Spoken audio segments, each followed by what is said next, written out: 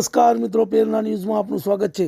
આજ રોજ માગરોળ joints group 2025માં પ્રમુખ સહિતના નવનિયુક્ત હોદ્દેદારોની સર્વાનુમતે વરણી કરાઈ હતી।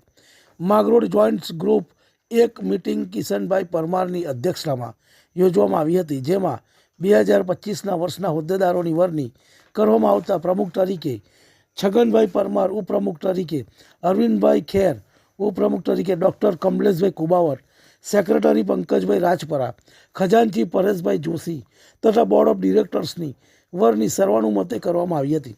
આ બેઠક આગામી વર્ષના પ્રોજેક્ટ હાથ ધરવા માટે ચર્ચા કરવામાં આવી હતી।